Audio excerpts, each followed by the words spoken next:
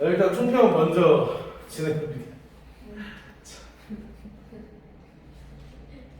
지금 니네 이 시험의 가장 큰 특징 중에 하나가 뭐냐면 문학은 좀 괜찮거든요. 문학은 그래도 개 중에 문학은 좀 괜찮은데 이 화작하고 엄매랑 독서 파트에서 기출하고 정답 접근 방법이 조금 많이 달라. 그러니까 이제 예를 들면 기출을 많이 풀어본 사람들 같은 경우에는 보이는데 선생님이 왜 문제 풀 때 틀린 단어에 체크하라고 말을 하잖아요. 근데 지금 여기를 이제 분석표를 보시면 틀린 단어 범위가 단어가 아니에요.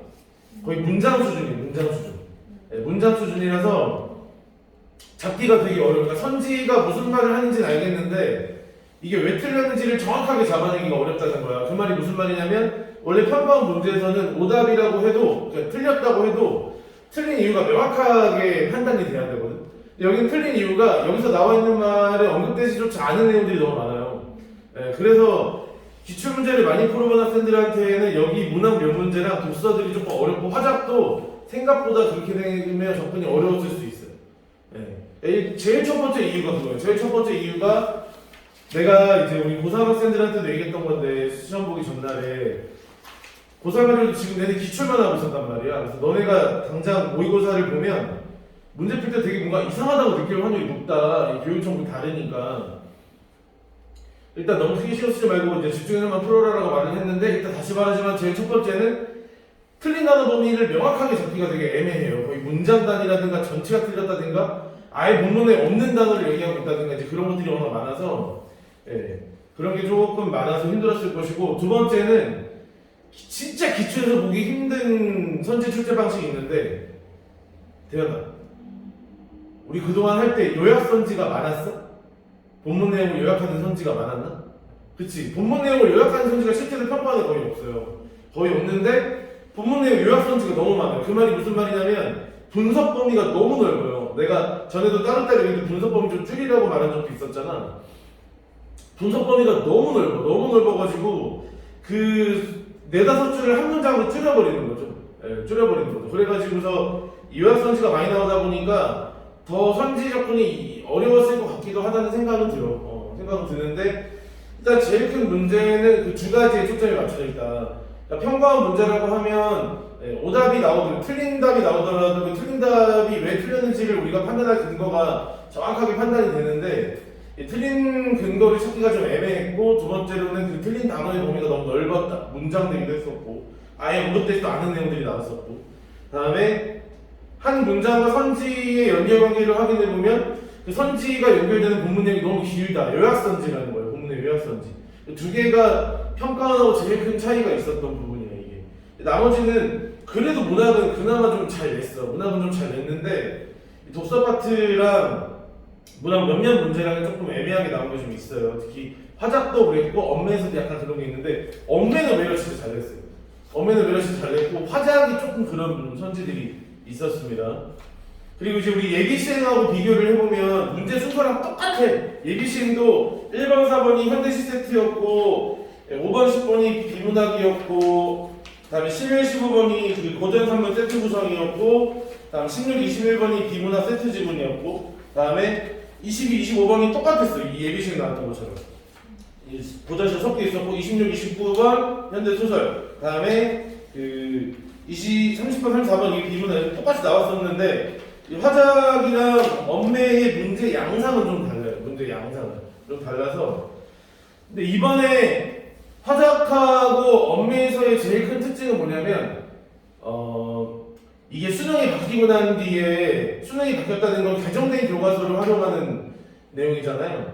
그 개정된 교과서에서 어떤 학법적인 개념, 작문적인 개념, 매체적인 개념 이런 것들이 이제 존재하겠지. 그런 것들을 묻는 문제들이 좀 많이 나왔었다는 거야. 근데 그게 실제로는 그 해의 교육청 모의고사나 육부에는 활용이 돼도 수능에 활용이 잘 안 돼요.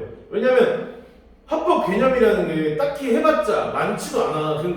또 매체도 마찬가지고. 그래서 합법 언어의 특징, 뭐 작문 언어의 특징, 매체 언어의 특징 이런 식의 그 각 파트별 언어별 특징 이런 것들을 물어보는 문제들이 좀 많았는데 실제로 합법과 작문이 맨 처음 튀어나왔을 때도 이런 식의 문제들이 그 해의 교육 교육청 그냥 평가원 6부에 진짜 많이 나왔었어. 근데 정작 뚜껑을 열어보니까 그런 문제가 수능이 아예 안 나와요.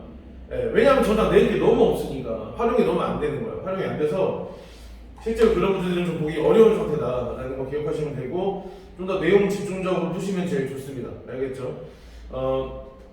지문 난이도는 중정도? 네, 중정도 됐었는데 시는 다들 가시가 어려웠다고 말을 하는데 실제로 가시는 보기에서 정보를 제시했기 때문에 가시는 어려웠던 게 아니라 실제로 나시가 내용은 이해가 됐었어도 구체적으로 파고 들어가면 조금 이해가 안 된 부분이 있었을 거예요. 나시가.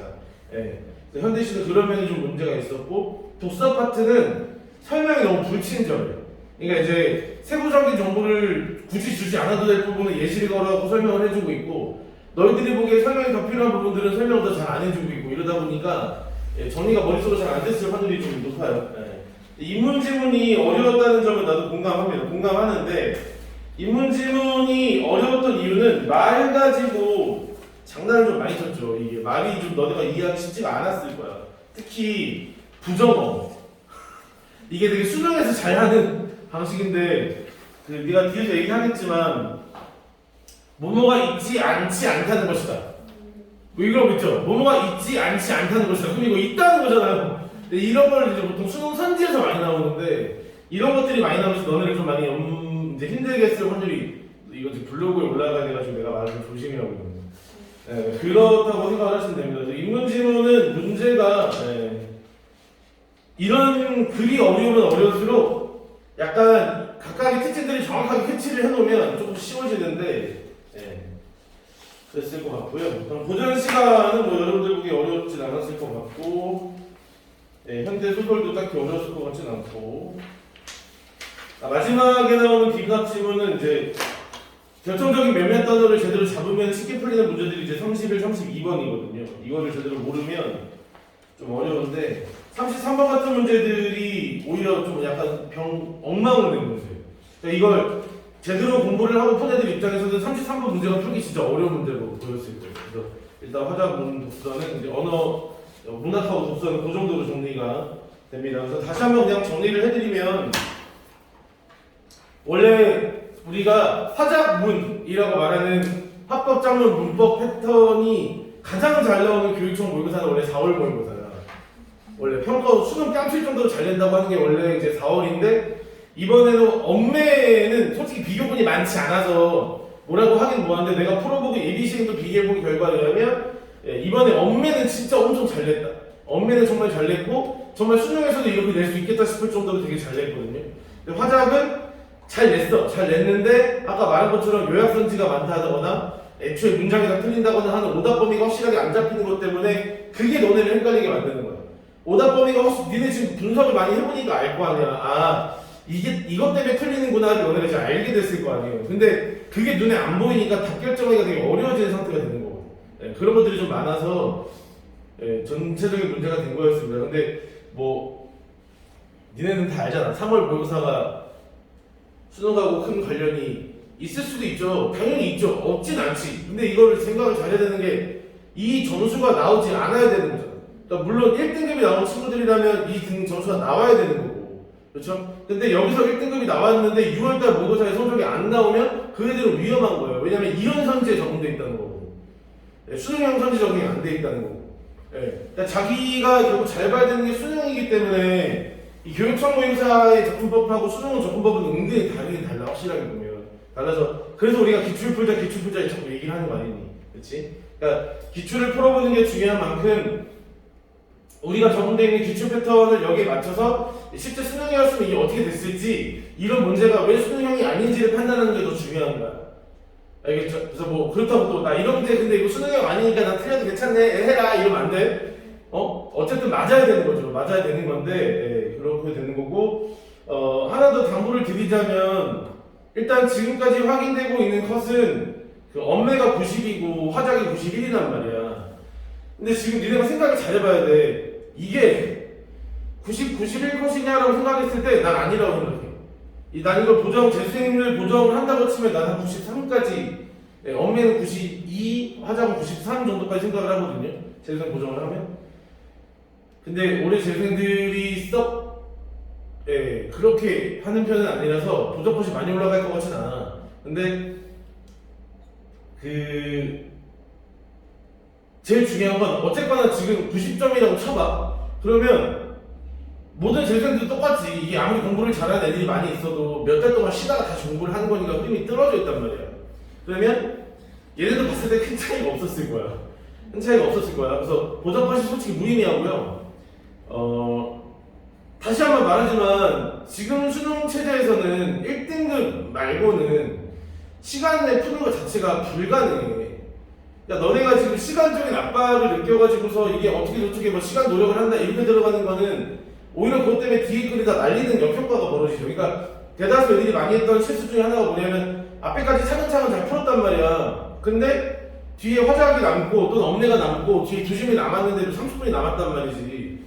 그러면 얘 입장에서 갑자기 이제 멘탈이 무너지는 거거든요. 그래서 앞에까지 틀린 게 다 합쳐서 2개밖에 안 돼, 얘가. 근데 뒤에서 다 틀린 거예요. 이게 진짜 미친 짓이지. 이게 평정심을 유지를 잘해야 돼. 다시 말하지만 지금 우리가 총 80분 안에서 30분 남았을 때 25번까지 풀었다는 거 5지문을 풀었다는 거야. 그럼 한 지문 한 10분을 풀었다는 건데 뒤에 실제로 남은 게 문학 하나, 비문학 하나, 화작 하나거든요. 아니면 엄매 하나. 그러면은 상식적으로 생각을 했을 때 한 지문은 날아간다 쳐도 2지문은 풀 수 있는 시간대가 나오지. 그 정답률로. 그렇죠? 그러니까 일단 지금은 여러분들이 아직까지는 시간도 물론 중요하지만 차근차근 정답률을 잘 따져가는 게 먼저예요. 정답률이 안 나오면 시간을 잡아도 아무 의미가 없어. 내가 제일 한심하게 생각하는 게 시간 내에 다 풀었는데 4등급이야. 시간 내에 다 풀었는데 3등급이야. 이건 의미가 없는 거야. 예. 아니, 시간 내에 다 풀었는데 3등급이면 그게 시간 내에 다 푼 게 무슨 의미가 있지? 거의 다 날린 거고 거의 다 찍기 다시 풀었다는 뜻인 건데 컨디션 따라 이 지문 난이도에 따라서 문제 난이도에 따라서 왔다 갔다 할 수밖에 없어. 제일 최악이에요. 3, 4, 6, 7, 9, 10 이거 내내 1등급 찍고 나서 수능날 1등급이 안 나오면 진짜 꽝인 거 아니냐? 그렇잖아. 성적이 들락날락 하는 것도 문제야. 항상 고정적으로 안정이 돼야 돼. 안정이 돼야 돼. 그러려면 제일 배신을 못하는 건 너희들이 제일 쌓아놓는 정답률이야. 지금 일단 알겠죠? 정답률. 여러분들 지금 좀 이따가 비문학 스케도 이제 들어갈 거예요. 이제 독해법 나와서 내가 했지만 비문학도 내가 이제 문제 접근하는 방법을 따로따로 또 설명을 다시 할 거란 말이야. 아직은 너네들이 전체를 읽는 먼저가 중요하니까 전체를 읽고 들어가는 건데 시간은 그런 데서 같이 줄여가는 거야. 알았어? 같이 줄여가는 거야. 문학 같은 것도 너네가 그렇게 해서 시간을 세트로서 생각하고 다 풀었지? 예. 그런 것들을 다 줄여나가는 거니까. 알겠죠? 예. 다시 말씀드리면 너무 시간에 연연하는 일은 지금은 생기면 안 된다. 자기 실력을 일단 캐치를 해야지.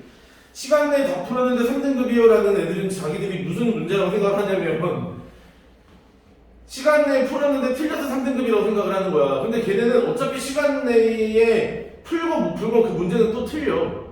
네, 100%예요. 엄청 날림으로 거의 뒷다시피 풀었을 확률이 엄청 높기 때문에 3, 4, 5등급 때가 시간 내에 풀었다 못 풀었다라고 자랑하는 것 자체는 비정상이야. 비정상. 지금 그거 절대 자랑하면 안 돼. 특히 작년 수능 기점 봐봐. 1, 2등급도 시간 내에 풀기 어려운 거야. 그러면 네, 이거 말이 안 되는 상황이에요 지금. 그러니까 물론 올해 수능이 쉬워진다고 하면 달라지겠지. 근데 너네가 차근차근 푸는 연습을 하고 너네 패턴 그대로 유지하는 대로 가면 쉽든 어렵든 너네는 니네가 시간 내에 다 풀었어. 그러면 이건 쉬웠던 거지. 니네가 시간 내에 못 풀었어. 그럼 뭐야? 어려웠던 거지. 네, 여러분 계속 어려운 걸로 많이 연습을 하고 있는데 너네가 난이도 기점이 될 텐데. 알겠죠? 네, 그 생각을 하시면 됩니다. 그 생각을 차근차근히 공부하시는 걸로 잡을게요.